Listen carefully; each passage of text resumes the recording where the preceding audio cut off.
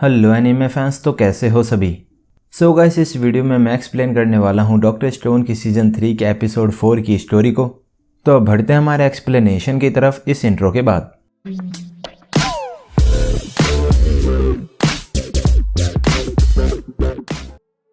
तो एपिसोड 4 के स्टार्ट में सुइका पूछती है कि वो मिस्टीरियस पर्सन कौन था जो हमसे बात कर रहा था।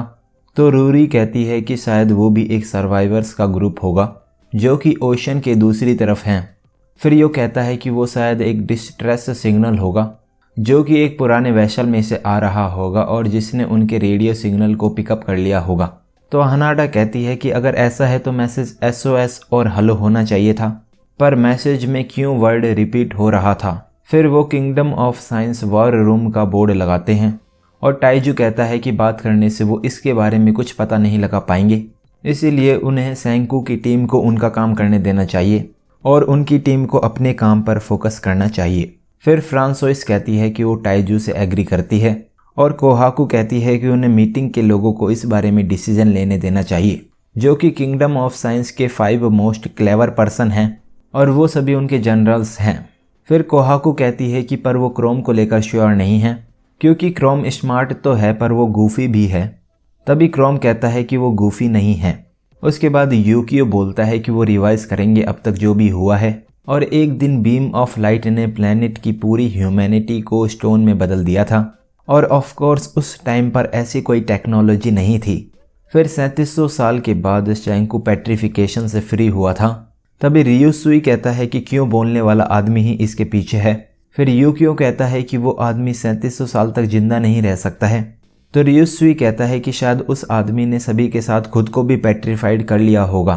फिर क्रोम कहता है कि क्या वो श्योर हैं कि ये आदमी उनका एनिमी है और शायद वो आदमी उनकी साइड हो सकता है।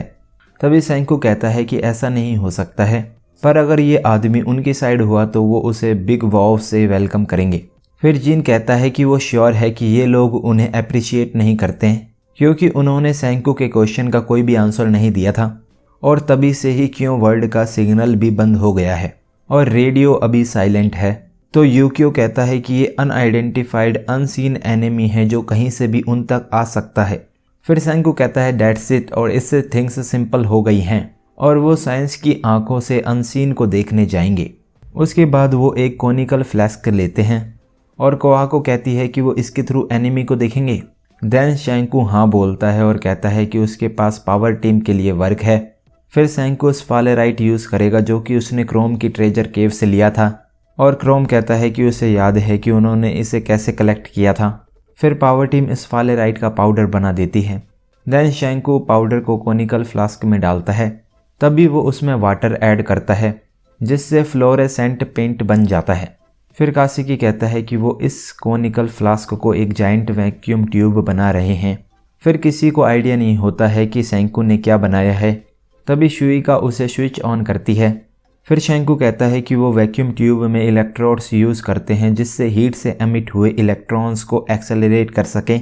फिर इलेक्ट्रॉन बीम फ्लास्क के बॉटम पर टकराती है और एक पॉइंट लाइट अप हो जाता है और ये एक डिस्प्ले है। फिर शैंकू इससे GPS की डिस्प्ले बनाने का कहता है। तभी जीन कहता है कि ये डिस्प्ले है और इसमें तो बस एक डॉट है। फिर शैंकू कहता है कि वो इस बीम को left right up down move करेंगे जिससे ये बीम एक इमेज में कन्वर्ट हो जाएगी और इसी तरह ओल्ड डेज में कैथोड रे ट्यूब से इमेज बनती थी। तो क्रोम पूछता है कि वो बीम को प्रिसाइजली मूव कैसे कराएंगे। तो शैंकू इसके लिए क्रिस्टल का यूज़ करेगा। फिर यो जीन से कहता है कि शैंकू क्रिस्टल बॉल से एनिमी को देखने का कह रहा है और क्या शैंकू का दिमाग काम नहीं कर रहा है। तो शैंकू कहता है कि उसका ब्रेन बेयरली अभी भी इंटैक्ट है। फिर शैंकू क्रिस्टल की एक शीट बनाता है और जब क्रिस्टल की शीट पर वोल्टेज अप्लाई की जाती है तो क्रिस्टल शीट एक प्रिसाइज टेम्पो में वाइब्रेट होती है। फिर शैंकू 2 शीट्स का सैंडविच बनाकर उनके बीच से इलेक्ट्रॉन बीम को पास कराता है जिससे इलेक्ट्रॉन बीम परफेक्टली कर्व होती है और डिस्प्ले पर एक लाइन बन जाती है। तभी क्रोम कहता है कि क्रिस्टल ऑसम है। फिर रूरी कहती है कि लॉ ऑफ नेचर मिस्टिकल है और शैंकू कहता है कि साइंस में वो लॉ ऑफ नेचर यूज़ करते हैं। फिर शैंकू लाइट को वर्टिकल कर्व करने का कहता है और वो रेडियो एंटीना को दोनों क्रिस्टल शीट से कनेक्ट कर देता है जिससे लाइट वर्टिकल भी हो जाती है। फिर यूकियो कहता है कि वो एक सोनार ऑपरेटर है और उसे ये पहले ही समझ जाना चाहिए था कि शैंकू एक रेडार बना रहा है। फिर शैंकू एंटीना को माइक्रोफोन से बदल देता है और उनके पास अब एक अंडर वाटर सोनार भी है। फिर रियुसुई कहता है कि ये यूकियो की टेरिटोरी है। तभी यूकियो कहता है कि जीपीएस, रेडार और सोनार से ये बोट एक एक्चुअल साइंस वेसल बन गई है। फिर शैंकू कहता है कि ह्यूमैनिटी का स्ट्रॉन्गेस्ट वेपन इंफॉर्मेशन है और शैंकू क्यों वाले आदमी को ढूंढ लेगा, भले ही वो ज़मीन पर, वाटर में या स्काई में हो, क्योंकि उस आदमी ने फर्स्ट थिंग क्यों कही थी, इसीलिए उसका पेट्रिफिकेशन के साथ कनेक्शन है। फिर क्रोम सोचता है कि वो इन बैंडी शेप्स से वाटर के अंदर की इन्फॉर्मेशन ले रहे हैं और इस लाइन के बीच में जिगजैग क्यों है और क्या एनिमी उनके नीचे वाटर में है। तो यूकियो उसे कहता है नाइस जॉब। फिर शैंकू सोनार का यूज़ करके फिशेस को फाइंड करने का कहता है, क्योंकि उन्हें प्लेनेट के अदर साइड जाने के लिए लॉन्ग जर्नी करनी पड़ेगी, इसीलिए उन्हें लोकल फूड की ज़रूरत भी होगी। फिर रियुसुई फिशेस को कैच करता है और कहता है कि अब उनके पास रेडार और सोनार है और वो साइंस की पावर से प्लेनेट के अपोजिट साइड जल्दी पहुंच जाएंगे और इस मिस्टीरियस क्यों वाले आदमी को फाइंड कर लेंगे। फिर शैंकू कहता है कि इस आदमी की वजह से वो इवॉल्व हो रहे हैं और फाइनली वो पेट्रिफिकेशन के पीछे के राज को जानने के नज़दीक हैं। तो यूकियो कहता है कि क्यों मैसेज उन्हें डराने के लिए था, पर वो यहाँ पर एंजॉय कर रहे हैं और शैंकू जैसे लोगों पर थ्रेट का कोई इफ़ेक्ट नहीं होता है। फिर फ्रांसोइस फूड प्रिपेयर करती है और कोहाकू कहती है कि रेडार और सोनार अमेजिंग है। फिर रियुसुई कहता है कि वो सी में नाइट में और एयर में क्लाउड होने पर भी सोनार और रेडार से देख सकते हैं। फिर शैंकू फील्ड एक्सपर्ट यूकियो से उसके थॉट्स पूछता है, तो यूकियो कहता है कि रेडार के आउटपुट में एक बिग इशू है और उन्हें बैटरी से ज़्यादा स्ट्रॉन्ग पावर सोर्स चाहिए होगा। तो शैंकू कहता है कि वो शिप में बहुत से बड़े इंजन लगाने वाले हैं जिससे वो टन्स ऑफ पावर जनरेट करेंगे। फिर काशिकी कहता है कि क्या इंजन से शिप बिल्डिंग का लास्ट स्टेप है, तो शैंकू हाँ बोलता है और शैंकू एक प्रॉब्लम बताता है कि उन्हें बड़ी स्टील मशीन्स बनाने के लिए एक रिसर्च लैब से ज़्यादा बड़ी जगह चाहिए होगी और वो अब इंडस्ट्रियल स्केल पर वर्क कर रहे हैं, तो उन्हें बहुत ज़्यादा स्टील और ऑयल की ज़रूरत पड़ेगी। फिर शुइका कहती है कि उनकी आयरन सैंड ख़त्म हो गई है। उसके बाद क्रोम सोचता है कि रेडार से वो स्काई और सी में कुछ भी देख सकते हैं, तो क्या वो इससे डर्ट में आयरन फाइंड नहीं कर सकते हैं। फिर क्रोम विंड कॉइल को रेडार स्क्रीन से कनेक्ट करता है और वो स्विच ऑन करके कॉइल को रॉक्स के पास ले जाता है जिससे स्क्रीन पर सिग्नल आ जाता है।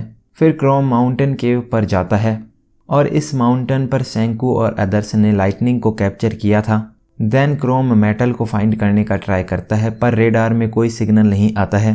तभी क्रोम एक क्रैक के पास जाता है तो रेडार में लो सिग्नल्स शो होते हैं। फिर क्रोम कॉइल को उस क्रैक में डालता है जिससे रेडार में स्ट्रॉन्ग सिग्नल्स आ जाते हैं। फिर शैंकू और अदर्स स्टीम गोरिल्ला पर क्रोम के पास आते हैं और क्रोम शैंकू को मेटल डिटेक्टर दिखाता है। तो शैंकू कहता है ये इलेक्ट्रोमैग्नेटिक है, इसीलिए ये एक अंडरग्राउंड रेडार है।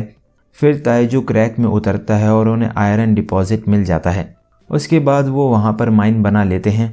फिर क्रोम उसके साइंस एक्सपेरिमेंट के सक्सेस को लेकर हैप्पी होता है। तो शैंकू कहता है कि ऐसा हर बार नहीं होता है कि क्रोम का एक्सपेरिमेंट सफल हो।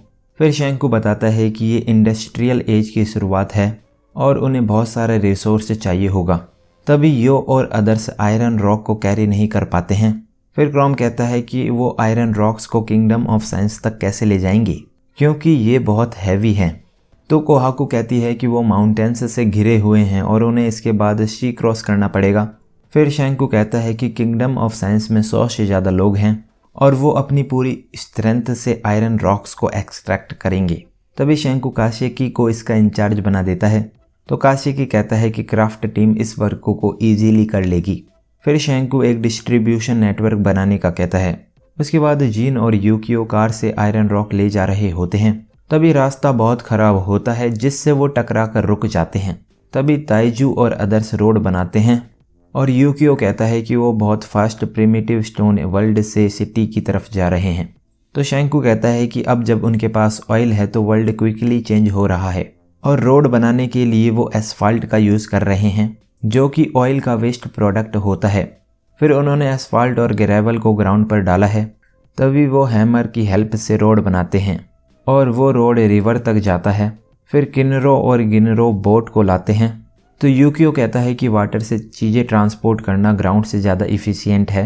और रियुसुई कहता है कि जापान के पास नैरो आइलैंड नेशन होने का एडवांटेज है। और रियुसुई बताता है कि नानामी कॉन्ग्लोमेरेट शिपिंग कंपनीज का किंग बना था क्योंकि उन्होंने ईडो एरा में मरीन होलसेलर्स का वर्क स्टार्ट किया था। तभी जिन कहता है कि इससे उसके एंसेस्टर्स मेगा रिच बने थे। फिर बोट से वो आयरन रॉक ले जाते हैं। देन जीन हिल पर हैवी मेटल्स लाने जाता है। तभी जीन कुछ देखकर शॉक्ड हो जाता है। फिर रियुसुई कहता है कि जब क्राफ्टिंग इंडस्ट्रियल स्केल पर पहुंच जाती है तो उन्हें ऐसी चीज़ें दिखती हैं जो कि एक जीनियस अकेला नहीं कर सकता है और उन्हें अब एक गुड लीडर चाहिए होगा जो कि सभी का बेस्ट बाहर ला सके और लीडर को फनी भी होना चाहिए। फिर उन्होंने माइन कार्ट बनाया होता है और क्रोम कहता है कि वो पेट्रिफिकेशन के पीछे के मास्टरमाइंड तक पहुंच जाएंगे। फिर जब उनके पास कई साइंस मटेरियल्स होंगे तो वो क्यों बोलने वाले आदमी से मिलेंगे। तो शैंकू कहता है कि उनके किंगडम ऑफ साइंस में अब एक ऑसम डिस्ट्रीब्यूशन नेटवर्क है। सो गाइस, यहाँ पर डॉक्टर स्टोन के सीजन 3 का एपिसोड 4 एंड हो जाता है। तो अब अगर आपको ये वीडियो अच्छी लगी हो तो इस वीडियो को एक लाइक कर देना। मैं मिलता हूँ आपसे नेक्स्ट वीडियो में। Thanks for watching.